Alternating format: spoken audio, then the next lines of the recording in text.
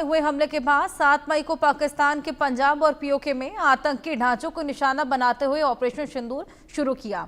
भारतीय कार्रवाई के बाद पाकिस्तान ने 8, 9 और 10 मई को भारतीय सैन्य ठिकानों पर हमले की कोशिश की और ऐसे में दोनों देशों के बीच 4 दिन तक संघर्ष चलता रहा। भारत के मिसाइल हमलों के बाद पाकिस्तान ने 10 मई को संघर्ष समाप्त करने के लिए गुहार लगाई, जिसे भारत ने मान लिया। भारत के साथ संघर्ष खत्म होने के बाद पाकिस्तान ने लगातार अपनी जीत का दावा किया और अपने फौजियों की मौतों को छुपाने की कोशिश की।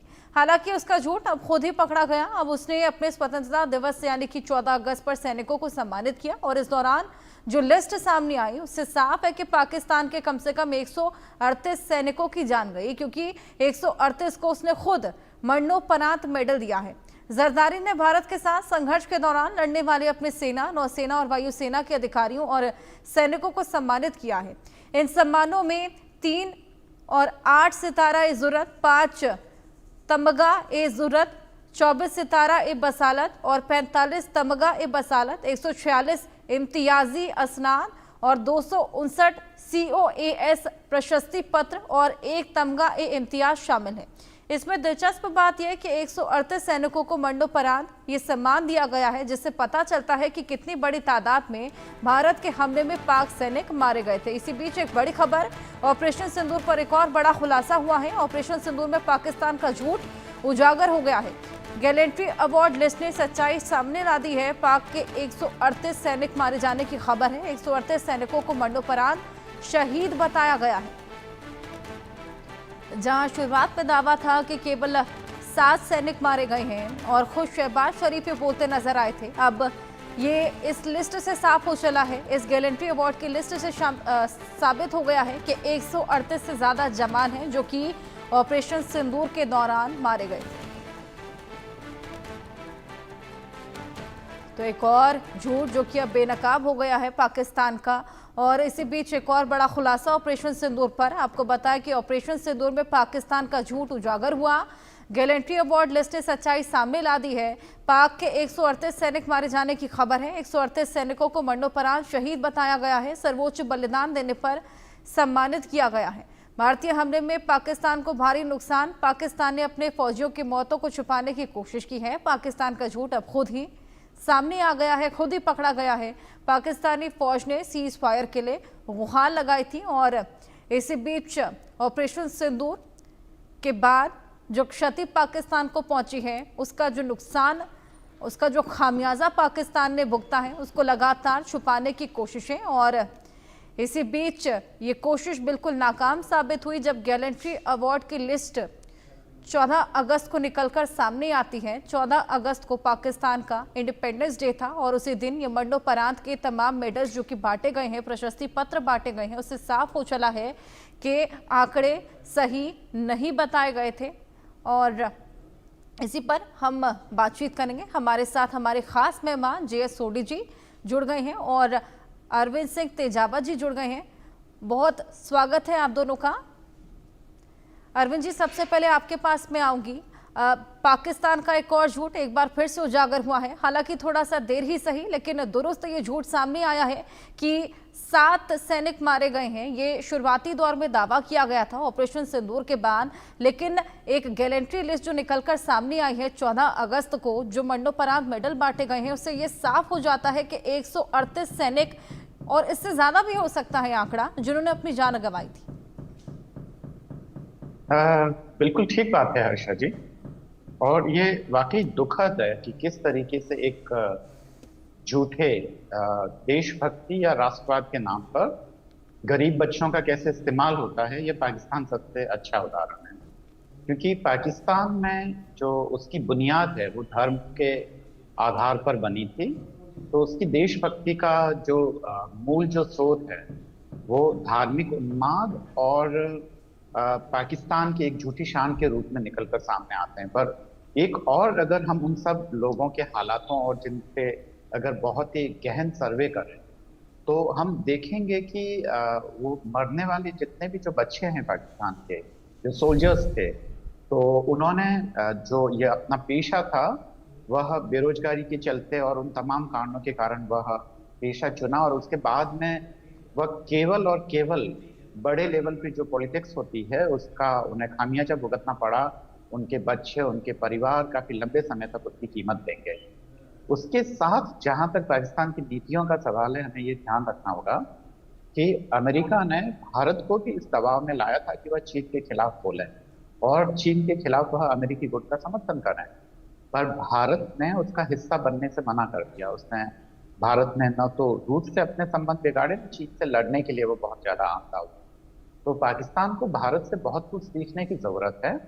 और वहाँ का खासकर जो बुद्धिजीवी तबका है, वो इस चीज को महसूस भी कर रहा है। और इन तमाम चीजों पे केवल हमारा मीडिया ही नहीं, वहाँ के बुद्धिजीवी, वहाँ का मीडिया जरूर असरदायक नहीं है, क्योंकि मीडिया के असरदायक नहीं होने के पीछे तमाम वजह हैं जो पाकिस्तान की घरेलू राजनीति और वहाँ के सत्ता के स्वरूप में निहित हैं। पर वहाँ का जो एक पढ़ा लिखा तबका है जो पाकिस्तान के भविष्य को लेकर आशान्वित है, वह जरूर इन सारे ही तमाम प्रश्नों को उठाता है। और अंत में यही कहना चाहूंगा कि एक बार फिर यही साबित कर दिया गया है कि किस तरीके से एक झूठ का पुलिंदा खड़ा करके वो लोग भारत के खिलाफ अपने विजय का ऐलान कर रहे हैं। और दूसरी तरफ वहाँ का जो फौजी जो प्रमुख हैं, वो अपने आप को वहाँ का फील्ड मार्शल बता रहा है, जबकि वह फील्ड मार्शल की जगह उसे फील्ड पर्सन कहना ज़्यादा ठीक रहेगा। इतिहास जब लिखा जाएगा, जब फेयर हिस्ट्री लिखी जाएगी, तो आसिफ मुनीर को एक पाकिस्तानी गद्दार के रूप में याद किया जाएगा। हर्षा जी। बिल्कुल। जे सोडी जी, मैं आपके पास आऊंगी। पाकिस्तान को क्यों लगता है कि पाकिस्तान इस तरीके से झूठ बोलेगा और उसका झूठ किसी दिन सामने नहीं आएगा? जय हिंद हर्षा जी, ये मेरा सौभाग्य कि मैं आपके न्यूज चैनल पर हूं, विख्यात को पैलेस के साथ हूं। 88 घंटे के ऑपरेशन सिंदूर में भारत को पूर्ण सैनिक विजय मिली पाकिस्तान पे। हमने पाकिस्तानी वायुसेना के 20% इंफ्रास्ट्रक्चर को पूरी तरह बर्बाद किया। हमने कई उनके लड़ाकू विमानों को पूरी तरह नष्ट किया। और जिस तरह से हमने वहां पे दहशत फैलाई, पाकिस्तान के पास कोई चारा नहीं बचा बनस्पत हमसे युद्ध विराम मांगने की। लेकिन हर्षा जी, ये जो 138 पाकिस्तानी सैनिकों की लिस्ट जो घूम रही है सोशल मीडिया पे, इसमें मेरी राय थोड़ी अलग है। पहली बात, ये जो सारे 138 सैनिकों के नाम दिए गए हैं मरणोपरांत, जो वहां उन्हें मेडल मिला है, ये सारे ऑपरेशन सिंदूर के वक्त के नहीं हो सकते हैं। कारण ये है कि जब भी किसी देश के कोई विशेष दिवस पे कोई अवार्ड लिस्ट आती है, चाहे भारत हो चाहे पाकिस्तान हो, पिछले एक साल के सारे ये एक्ट्स ऑफ गैलेंट्री को कंसिडर किया जाता है।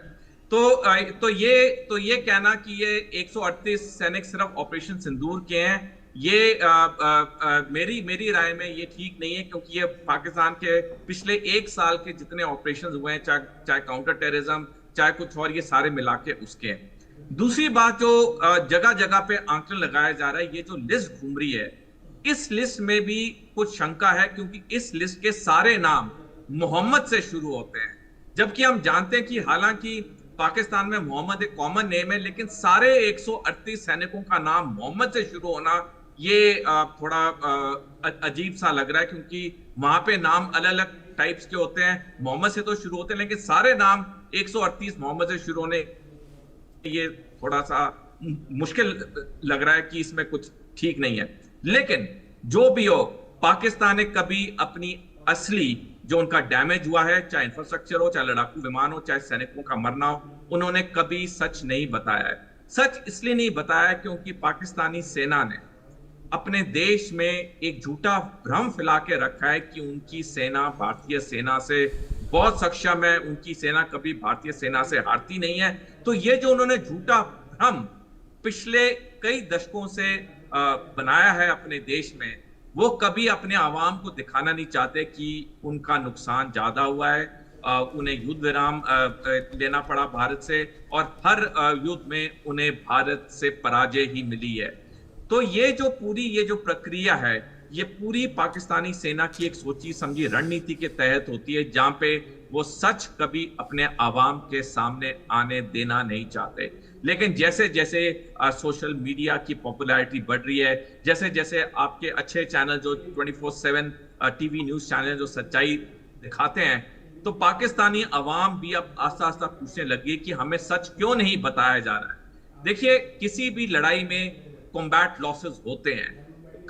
कभी ये युद्धपोत डुबाए जाते हैं, कभी लड़ाकू विमान नष्ट होते हैं, सैनिक मरते हैं। जब भी कोई कॉम्बैट होता है, जब भी कोई युद्ध होता है, उसमें लॉसेस हर साइड की होती हैं। लेकिन मेच्योरिटी होती है कि एडमिट करना कि हाँ, हमारा ये लॉस हुआ है।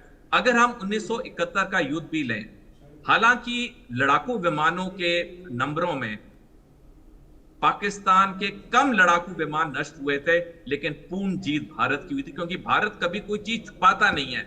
जो कुछ है भारत सामने दिखाता है। तो पाकिस्तान की हमेशा मंशा रही है आवाम को झूठ फैलाने की, उनको गलत फहमी में रखने की, और ये उसका एक और उदाहरण है जहां पे पाकिस्तान कभी सामने आने नहीं देना चाहता। लेकिन जे सोडी जी, पाकिस्तान का ही तो बीएलए भी है, टीटीपी भी है, लेकिन वो तो तमाम सबूत पेश करता है जब भी कोई क्षति पहुंचाता है तो। बिल्कुल, क्योंकि जो बीएलए है हर्षा जी और टीटीपी है, वो बेशक पाकिस्तान की नजर में आतंकवादी संगठन हो, मैंने कहा पाकिस्तान की नजर में, लेकिन वो उन्हें पता है कि अगर उनका मुहिम जीवित रहेगा, लोगों का समर्थन रहेगा, वो तभी रहेगा जब वो सच्चाई के साथ चीजों को पेश करेंगे। तभी हम देखते हैं बीएलए या टीटीपी जब भी कोई ये हरकत करता है पाकिस्तान में, तुरंत कुछ मिनटों के अंदर, घंटे भी नहीं लगते, कुछ मिनटों के अंदर उनके सोशल मीडिया हैंडल्स पे प्रेस रिलीज आ जाता है जहां पे सारी बात साफ लिखी होती है। तो आज की तारीख में चाहे खैबर पख्तूनख्वा हो, चाहे बलूचिस्तान हो, वहां पे टीटीपी और बीएलए की जो इज्जत है आम पाकिस्तानी नागरिक के आंखों में, इन दो सूबों में, वो बहुत ज्यादा है, क्योंकि वहां के पाकिस्तानी नागरिक खैबर पख्तूनख्वा के और बलूचिस्तान के जानते हैं कि बीएलए और टीटीपी हमेशा सच बोलते हैं, पाकिस्तानी सेना हमेशा झूठ बोलती है। बिल्कुल, पाकिस्तानी सेना का खैर झूठ बोलने का पुराना रिकॉर्ड रहा है। इससे पहले भी कई बार पाकिस्तानी सैनिकों के झूठ सामने आए हैं। अरविंद जी, जो सबूत थे तमाम, वो तो निकलकर सामने आ ही रहे हैं, जिस तरीके से लिस्ट भी सामने आई, लेकिन इसके अलावा भी अभी हाल फिलहाल नोटम फिर से जारी करना पड़ा है, क्योंकि एक एयरबेस था रहीम यार खान, वो अभी तक ठीक नहीं हो पाया। 3 महीने का समय हो चला है। ये भी साफ बताता है कि कितना ज़्यादा नुकसान पाकिस्तान को हुआ है। हाँ, सच बात है हर्षा जी, क्योंकि ये जो सोर्सेज हैं वो दरअसल फॉरेन सोर्सेज हैं, जहां वो साफ साफ जो सैटेलाइट इमेज हैं उससे जो रहीम यार खान जो एयरबेस है उसके क्षतिग्रस्त होने, उसके टूटने और उसके बर्बाद होने की साफ साफ तस्वीरें दिख रही है। CNN ने दिखाई है, BBC ने दिखाई है, और जो भारतीय मीडिया है उन्होंने तो दिखाई ही है। तो यह बात तो है कि पाकिस्तान को नुकसान जरूर हुआ है और अच्छा खासा नुकसान हुआ है, पर हमारा मकसद एक दूसरे का नुकसान करना तो हो ही नहीं सकता है, क्योंकि अगर भारत दोबारा पाकिस्तान से किसी भी लड़ाई में उलझता है तो उसके बहुत सारे डेवलपमेंट प्रोजेक्ट डिले हो जाएंगे। भारत में पहले ही जो भारत की आवाम है वह आंतरिक सुधारों के लिए लालायित है और वो जूझ रही है उन तमाम चैलेंजेस से। भारत के लिए जो विदेशी जो चैलेंजेस हैं वो ज़्यादा खतरनाक हैं। पाकिस्तान से ज़्यादा बड़े खतरनाक चैलेंजेस अमेरिका है। देखिए, बिना किसी लड़ाई के अमेरिका ने हमें जो नुकसान पहुंचाया है उसमें कम से कम 50-60 हजार लोगों की नौकरियां जाने की संभावना है, जो कि एक बड़ी कीमत होगी, और भारत के लगभग हर एक आदमी पर उसका असर दिखाई देगा साफ साफ। तो हमारे असली दुश्मन कौन है ये हमें जानने की जरूरत है। पाकिस्तान को तो सीमित करने में और उसे कंट्रोल करने में बहुत ज्यादा वक्त नहीं लगेगा।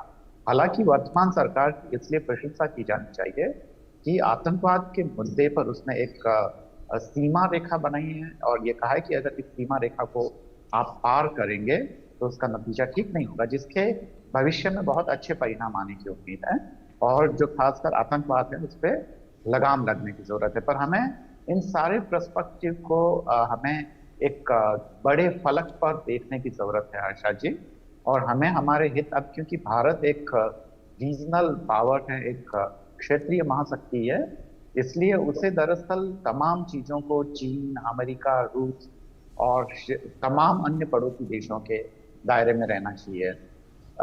यह वाकई दुर्भाग्य रहा है कि भारत की फॉरेन पॉलिसी का ज्यादातर समय वो पाकिस्तान को चला गया है, और इसीलिए न तो विदेश नीति के स्तर पर न अन्य स्तर पर हम कुछ बेहतर नीतियां बना पाए, जिसके लिए भारत को जरूरत है। और उम्मीद है कि भारत के जो शासक है वो इस दिशा में काम करेंगे और पाकिस्तान के हुक्मरान भी समझेंगे कि भारत उनका दुश्मन कभी नहीं हो सकता है। उन्हें भारत के साथ ठीक से संवाद स्थापित करने की कोशिश करनी चाहिए, जबकि अमेरिका जैसे जो देश है वो उसके असली दुश्मन है, जो उसके संसाधनों पर नजर टिकाए हुए हैं, पाकिस्तान की गरीब जनता के संसाधनों पर नजर टिकाए हुए हैं। आयशा जी, बिल्कुल, यहाँ पर ये तमाम खुलासे अब निकलकर सामने आ रहे हैं। जय सोडी जी, मैं आपके पास आऊँगी। जिस तरीके से आपने भी कहा कि आपको नहीं लगता कि ये जो गैलेंट्री अवार्ड की लिस्ट सामने आई है, इसमें 138 सैनिक जो हैं ये सभी ऑपरेशन सिंदूर में मारे गए थे, लेकिन जिस तरीके से दावा किया गया था कि महज 7 सैनिक मारे गए हैं, क्या आपको लगता है कि वो दावा भी ठीक था? हर्षा जी, बिल्कुल नहीं। हमने इतनी क्षति पहुंचाई पाकिस्तान में, हमने उनके वायुसेना के 20% इंफ्रास्ट्रक्चर को बर्बाद किया, हमने उनके कई लड़ाकू विमानों को बर्बाद किया, जिसकी पुष्टि हमारे वायुसैनिक अध्यक्ष ने की 9 अगस्त को। जब इतनी भारी मात्रा में भारत ने पाकिस्तान में तहस नहस की, तो कैसे हो सकता है कि सिर्फ 7 ही पाकिस्तानी सैनिक मरे हों? तो ये तो बिल्कुल उनका बेबुनियादी क्लेम है। मरे तो 7 से बहुत ज्यादा हैं। और जैसे मैंने पहले भी कहा कि पाकिस्तान कभी सच्चाई दिखाना नहीं चाहता है, क्योंकि पाकिस्तान हमेशा अपनी आवाम को इस झूठे भ्रम में रखना चाहता है कि वो भारत से बड़ी शक्ति है, वो भारत को हर सैनिक मुठभेड़ में हरा सकता है, जो कि बिल्कुल झूठ है, बिल्कुल फॉल्स है। अब तक 5 बड़ी सैनिक झड़पें हुई हैं भारत और पाकिस्तान की, और 5 सैनिक झड़पों में भारत ने पाकिस्तान को आराम से हराया है। अब हर्षा जी, पाकिस्तान तो कभी हमारे लिए कोई सैनिक चुनौती है ही नहीं, क्योंकि हमेशा हम पाकिस्तान से जीतते आए हैं, और अगले 100 साल में 100 सैनिक मुठभेड़ हो जाए तब भी भारत हर सैनिक मुठभेड़ में पाकिस्तान को आराम से हराएगा। और यही चीज पाकिस्तान को पचती नहीं है, यही चीज पाकिस्तान रियलाइज नहीं कर रहा है कि भारत एक महान शक्ति है। जब तक पाकिस्तान इस चीज को रियलाइज नहीं करेगा, ये अपने सैनिकों को मरवाता रहेगा, अपनी आवाम को झूठे भ्रम में फैलाता रहेगा, अपनी आवाम को गरीबी में रखता रहेगा। देखिए हर्षा जी, 1950 में जब महज 3 साल हुए थे भारत को आजाद हुए और पाकिस्तान को नए देश में उभरे, 1950 में पाकिस्तान की अर्थव्यवस्था भारत की अर्थव्यवस्था से अच्छी थी। पाकिस्तान की पर कैपिटा जीडीपी 83.3 अमेरिकी डॉलर थी, भारत की थोड़ी कम 82.2 अमेरिकी डॉलर थी। लेकिन आप देखिए पिछले 7 दशकों में क्या हुआ। पाकिस्तान कंगाली की तरफ बढ़ चुका है और भारत दुनिया की तीसरी अर्थव्यवस्था कभी भी बन सकता है। तो ये जो पाकिस्तान की गलत नीयत है, गलत नीतियां हैं। देखिए आशा जी, जब हम अपनी निजी जिंदगी में भी तरक्की करना चाहते हैं, सबसे पहले हम अपनी खामियों को रियलाइज करते हैं, हम अपनी गलतियों को सुधारते हैं। पाकिस्तान जब तक अपनी गलत नीतियों को, गलत नीयत को, अपनी गलतियों को नहीं सुधारेगा, पाकिस्तान बद से बदतर ही होता रहेगा। बिल्कुल, बद से बदतर हालात तो पाकिस्तान के हो ही रहे हैं। जिस तरीके से आंतरिक कलह से भी लगातार पाकिस्तान जूझ रहा है, और ये तो खैर 2 देशों की लड़ाई भी नहीं है, ये तो अंदर ही अंदर इतना कलह बढ़ता जा रहा है जिसको सुलटा ही नहीं पा रहा पाकिस्तान। अरविंद जी, हाँ, अंदर आंतरिक रूप से असंतोष है और असंतोष होना भी चाहिए, क्योंकि खासकर बलूचिस्तान को लेकर अगर हम देखें तो ये स्पष्ट है कि वहाँ के संसाधनों का ठीक से विभाजन नहीं हुआ। जो बलूचिस्तान की जनता के जो जिन पे हक था, उनका उपयोग पाकिस्तान के हुक्मरानों ने और खासकर वहाँ के एलिट क्लास ने अपने लिए उपयोग में लिया है। जो विकास की जो गति बाकी प्रदेशों में हुई है, अगर हम बलूचिस्तान के बड़े शहरों का या 5 बड़े शहर का भी जिक्र करें तो हम पता पाएंगे कि उनमें कोई भी बड़ा शहर नहीं है, सब छोटे छोटे कस्बे हैं। वहाँ जाएंगे तो सड़कें बहुत ही खराब हालत में, खस्ता हालत में, बड़े बड़े गड्ढे हैं, हॉस्पिटल्स दूर दूर तक नहीं है, कई किलोमीटर तक आपको बलूचिस्तान में हॉस्पिटल्स नहीं मिलेंगे, स्कूलें नहीं मिलेगी। तो विकास की जो रफ्तार और जिसका जो फायदा जो पंजाब प्रांत को हुआ, वह बलूचिस्तान को नहीं हुआ है वैसा। तो वहाँ पे असंतोष जाहिर है, और वह मूवमेंट पूरा इतना रिग्रेसिव भी नहीं है। इसका कारण यह है कि जब महिलाएं और समाज का हर तबका वहाँ उस मूवमेंट से जुड़ता है। मेहरम बलूच का हम नाम जानते हैं, जो वहाँ की लीडर हैं, एक खास तरह की, पर ऐसे ही तमाम है जो ये बताता है कि वो आंदोलन जमीन से जुड़ा हुआ है। पाकिस्तान में असंतोष है और उसकी तरफ पाकिस्तान को ध्यान देना चाहिए, पर वह इसका जो हल है वह फौजी ताकत से निकालना चाहता है। जो कि पाकिस्तान के लिए बहुत ठीक नहीं है। और एक अस्थिर पाकिस्तान हमारे लिए ज़्यादा खतरनाक होगा, क्योंकि ऐसी स्थिति में जो ताकतें हैं, जो प्रतिक्रियावादी ताकतें हैं, वो ज़्यादा मजबूत होगी और भारत के उनके साथ जो संबंध है वो सहज नहीं बन पाएंगे। जब जब फौजी हुकूमत रही है या फौजी हुकूमत का कंट्रोल रहा है, उन्होंने भारत के लिए हमेशा समस्याएं पैदा की हैं। तो भारत में भी वहाँ डेमोक्रेसी स्टैब्लिश होने में और भी मदद करनी चाहिए। और तमाम चीजें हैं जो मुझे लगता है कि पाकिस्तान के साथ डायलॉग से संभव। हर्षा जी। बिल्कुल।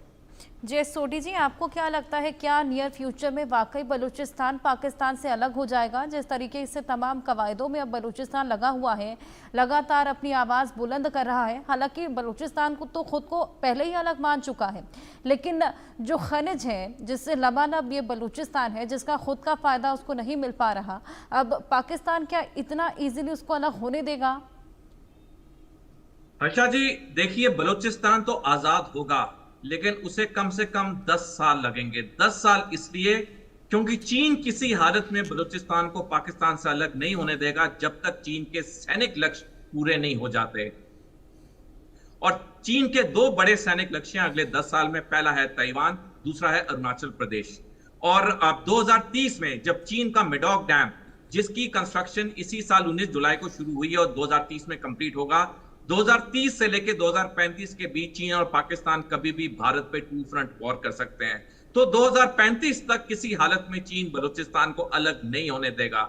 एक बार चीन के सैनिक लक्ष्य जो भी उसने कार्रवाई करनी है उसने कर ली है, उसके बाद बलूचिस्तान अलग होगा।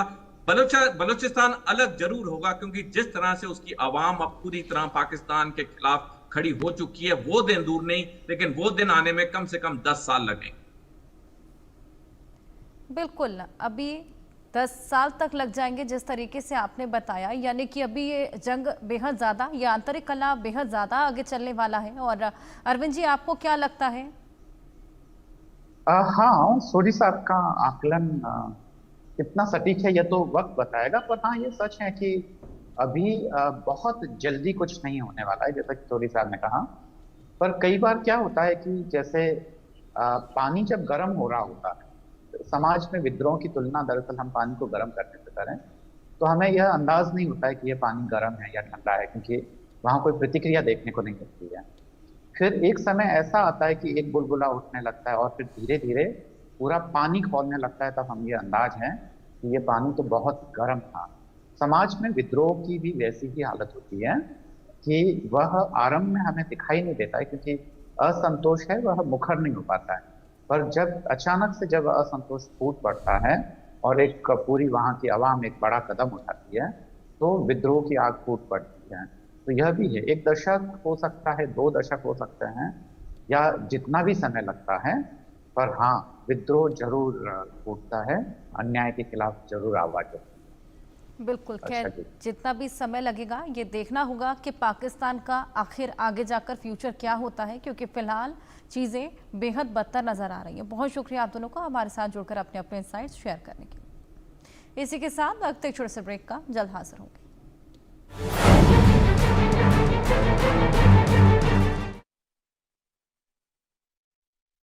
प्रधानमंत्री